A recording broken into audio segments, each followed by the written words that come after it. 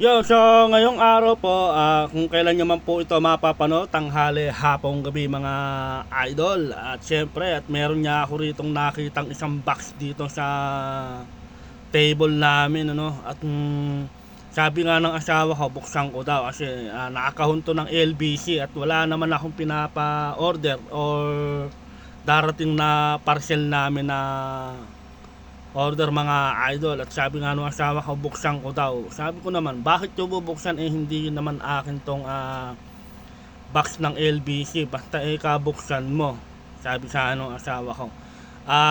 February 5 na 2025 po yan mga idol, madaling araw na po yan. At niregaluhan ako ng asawa ko ng isang relo na kinokonek sa cellphone mga idol. Kasi yung relo ko talagang palitin na rin siya mga idol. Almost 2 years ko na nagagamit. Yung kung nakikita nyo, suot ko pa yung kulay red na relo na yan mga idol. Kasi hindi na rin siya tatagal at talagang palitin na rin siya mga idol. Ayan, in-unboxing na natin yung relo. Ayan mga idol. Ayan, kung sa mga mag-anniversary dyan, baka naman at mga asawa nyo, regaluhan nyo na ng relo mga idol. At napakaganda na itong regalo sa akin ng aking asawa mga idol. Ayan, sa mga gustong bumili, order na kayo dyan mga idol ng relo. Ayan, naka-open na yan mga idol. At naangiti nga ako dyan sa in-unboxing natin na relo mga idol. At siyempre sabi ko nga sa asawa ko, bukas na bukas gisingin nyo ako ng medyo maaga, kakain tayo sa labas. Sabi kong ganyan sa kanya.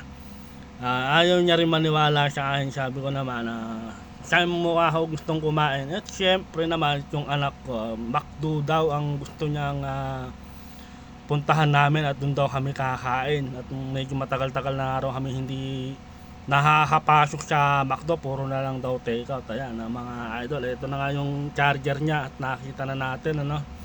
At syempre mga idol, isusot na nga natin yan mga idol. At nakita nyo naman at napaka dagdag pogi points mga idol ang relo. Ayan, tinesting na nga natin at touchscreen siya mga idol. Ayan, tingnan nyo kung gaano siya kapogi ang relo ng na i-connect sa cellphone mga idol.